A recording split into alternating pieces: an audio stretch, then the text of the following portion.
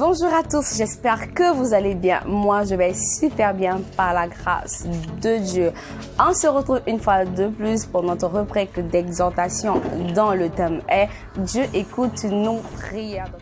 La lecture de la parole va se faire dans deux livres. On va lire dans le livre des Proverbes et puis on va lire dans l'épître de Pierre. Donc on va lire dans Proverbes 15. Le verset 29, puis on va lire dans 1 Pierre 3, le verset 12. Donc, je commence avec Proverbe. Proverbe 15, le verset 29 dit « L'Éternel s'éloigne des méchants, mais il écoute la prière des justes. » Et dans 1 Pierre 3, au verset 12, la parole de Dieu dit « Car les yeux du Seigneur sont sur les justes et ses oreilles sont attentives à leurs prières. » Donc c'était là la parole du Seigneur. On va prier pour que le Saint-Esprit puisse guider ces moments. Éternel, nous te disons merci pour le souffle de vie que tu nous as encore accordé ce matin. Nous te disons merci, Papa, pour ta bonté, pour tes bontés dans nos vies.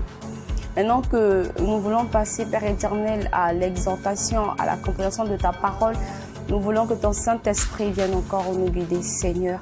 Nous voulons, Père éternel, que tu prennes toi-même le contrôle de ce moment, que tu puisses encore nous enseigner afin que notre âme puisse être nourrie encore ce matin. Merci parce que tu le fais au nom de Jésus. Amen. Dans notre vie, on a tellement besoin de plusieurs choses qu'on se met dans la prière pour demander ces choses-là et on n'arrête pas, on continue à demander. Mais à un certain moment, on se dit, mais tiens, est-ce que ces prières sont montées au ciel?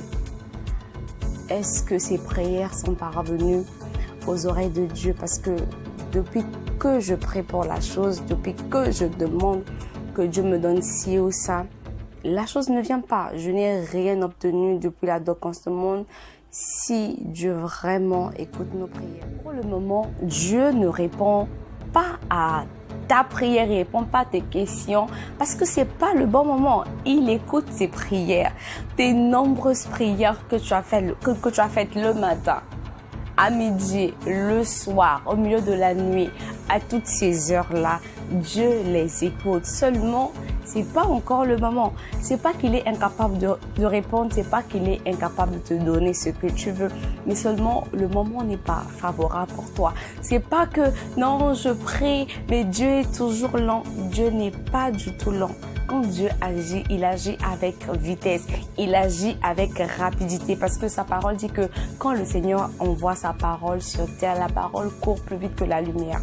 Donc imaginez, elle vient très vite, mais seulement quand c'est pas le moment, on a l'impression que Dieu ne nous écoute pas, on a l'impression qu'il nous a peut-être tourné le dos, on a l'impression que voilà, qu'il fait pas attention à nous. Et c'est faux, parce que nous sommes des justes, il fait attention à nous.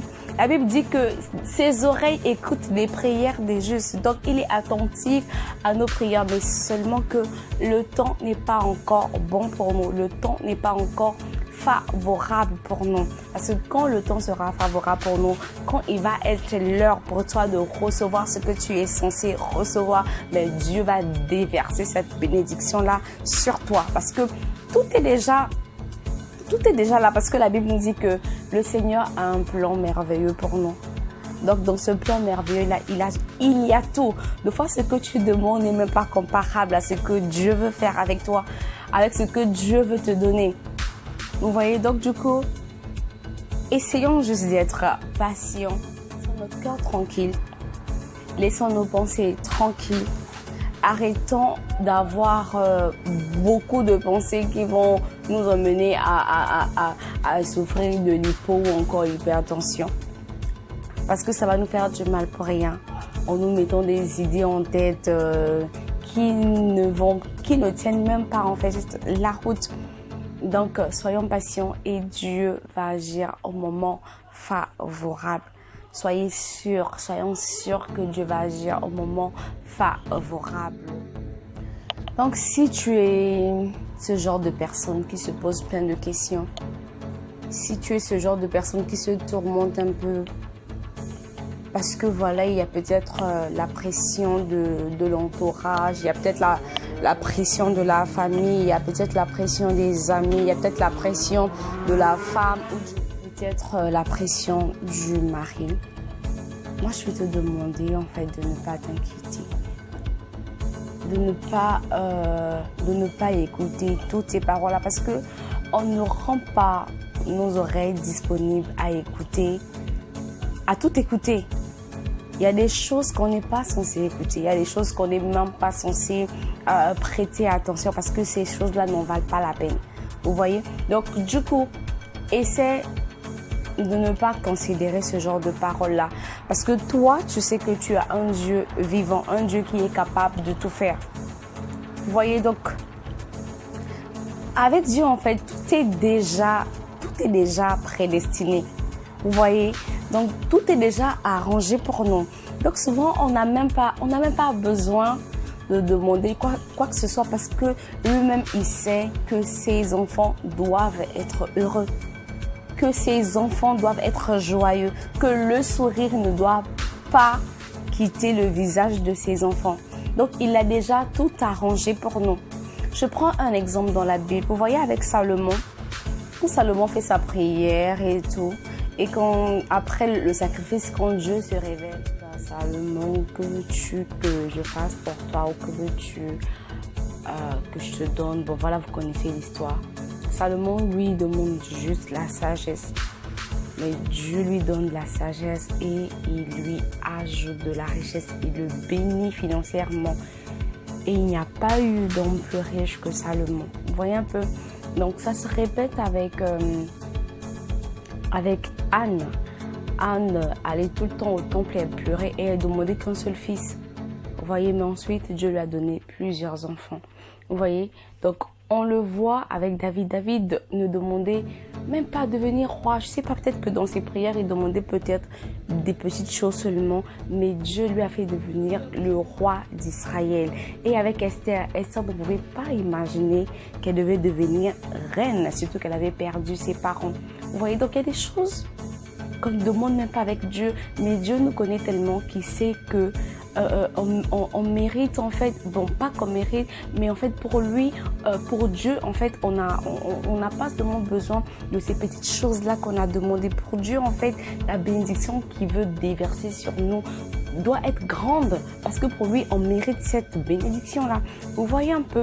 Donc c'est pas la peine de chercher à se m'offrir, parce que je n'ai pas peut-être je n'ai pas peut-être ça, peut-être que j'ai pas le mariage, peut-être que je n'ai pas des diplômes, peut-être que je n'ai pas d'argent, peut-être que je n'ai pas de travail. Vous savez, tout ce qu'il y a dans ce monde-là que nous désirons souvent avoir.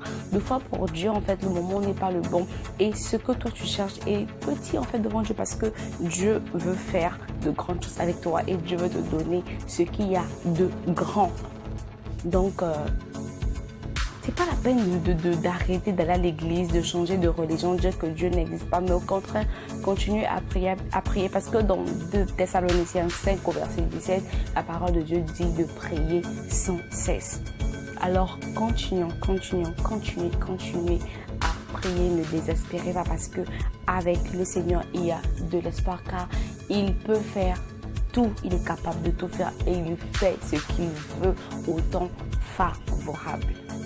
Tu peux continuer à prier, tu peux continuer à demander si tu veux bien, parce que Jésus lui-même dit dans sa parole, demandez et vous recevrez afin que votre joie soit parfaite. Donc retenons que le Seigneur a des projets merveilleux pour chacun de nous et il nous donnera même ce qu'on a oublié de demander dans nos prières, parce qu'il veut que notre joie soit parfaite. C'est là l'exhortation d'aujourd'hui. J'espère que vous avez aimé. Que le Seigneur vous bénisse. Je vous dis à très bientôt dans une prochaine rubrique. Bye bye. Dieu n'échoue jamais. C'est quelle promesse il ne peut assumer. Dieu n'échoue jamais. C'est quelle histoire qu'il ne peut terminer. Tu es son enfant, c'est quelle promesse il ne peut assumer.